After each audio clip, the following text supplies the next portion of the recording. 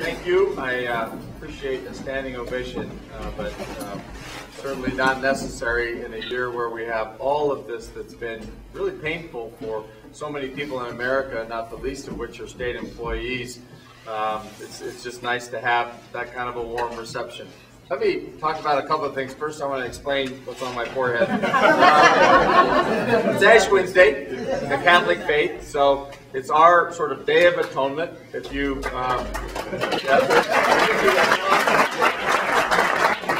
so I was at a service, and then people sort of look at you oddly. But we were taught very young that these ashes are like sacred. And so you are very careful not to wipe your forehead, even if you're going to be in public meetings. So you began by explaining what they are. It takes a couple minutes of a speech. The second thing I want to say is I just came back from Washington, D.C., and we were the governors, the National Governors Association, with members of the cabinet. We were in a closed-door meeting with the president, a closed-door meeting with other members of his cabinet, the Secretary of the Treasury, the Secretary of Education, the Secretary of Transportation, one of his senior policy advisors, Valerie Jarrett, and then there were a lot of other open meetings. I spent time with the Secretary of Interior, our own Ken Salazar, time with, had some one-on-one time with the Energy Czar for the administration, and she pointed out there's never actually been a female czar in the history of Russia. There's never a female czar. So they don't know what to call her, like empress, because there have been empresses when there wasn't an emperor, but there's never been a czarina when there wasn't a czar. So it's been kind of interesting, right, the naming of Carol Brown. But we spent a lot of time with cabinet people, and it was interesting to watch the president last night, because I think, my framework for just talking to any group, whether it's a group of state employees with Colorado Winds, or I'm about to go to Colorado Municipal League, whatever the group is, the framework here is very much, I think, couched by the president last night. He needed to hit a tone that was about our ability to survive this downturn. This is a very difficult place for us to be as a country, but I think that he did that. I think he showed optimism about our coming out, but he certainly, like most people in Washington, D.C., I think, does not think that, we've hit bottom and we're on our way back up. The question becomes when the turnaround comes. And it's certainly important for us in trying to look at that, because we have to do so much of our budgeting by forecasts and by looking out. Right now, we're proposing a budget for 09-10, and that could still change. We don't know if it'll change or not. And that's why this conversation is such a dynamic one. Because not many people in Washington, D.C. even can say, we can mark the day this is going to turn around. We can mark the time where there will be, our economy will return to the place of growth, and certainly robust growth. There's one person in Washington, D.C., he's an economist, he's not with the administration. He met with the National Governors Association, and he said, listen, we may not see normalcy in unemployment rates until 2013. We may not get back to a place of 5% unemployment until 2013. Now he's sounding one side of it. There are other people saying, listen, the turnaround's coming in late 2009. Bernanke said that he believes the turnaround's coming in the second half of 09. I think it's the best news I have heard out of the administration, and we hope that it's correct. But the point is, for our conversations, we rely upon forecasts, we rely upon economic forecasts, and it is helpful to have you as a conduit back to state employees to really be thinking about how we address challenges.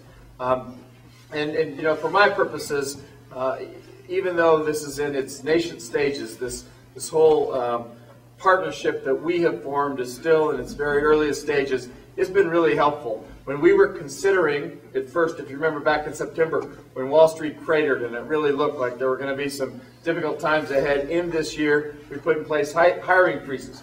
We had the ability to use Colorado Winds as our conduit about communicating with employees about why we had to do that. And it was fortunate that we did it, that we acted upon it at that time.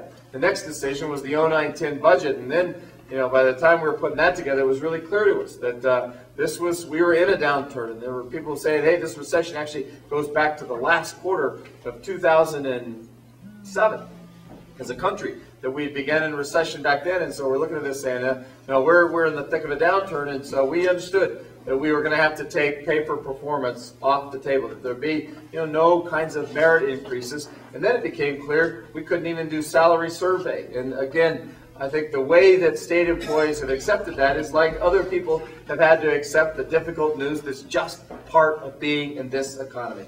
It's just the reality that we live in, that there are going to be impacts, and certainly not having any compensation above and beyond salary survey, then finding out there's no salary survey increase. Those are difficult things. Then we get to the next part, right? The real challenge for us becomes, okay, furloughs, health, life, and dental, layoffs, those kinds of issues. And as Mitch said, in our looking at that, what was really helpful was to have feedback from all of you, and feedback from people who were part of the employee organization to say, we'd like layoffs to be the last thing.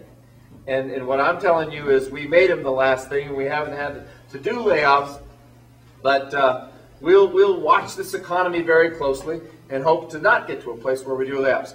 I very much understood your preference for us to keep health, life, and dental in place, and if need be, and if we were going to have to find money in something that involved pay for employees, that it was in the area of furloughs. That's why you saw us recommend 3 furlough days this year, 5 next year.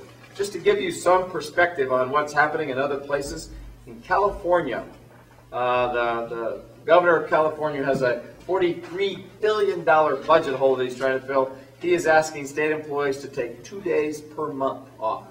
So over the course of a year, 24 days, an entire work month that they will take off. And if you do the math on that, that's over 8% of their pay that they lose, actually, because they've been furloughed for that period of time. And so we know that states around the country have had different ways of reacting to this, and certainly different ways of employees being impacted, state employees being impacted. That's true here in Colorado. Through the decisions we've made, there's been an impact.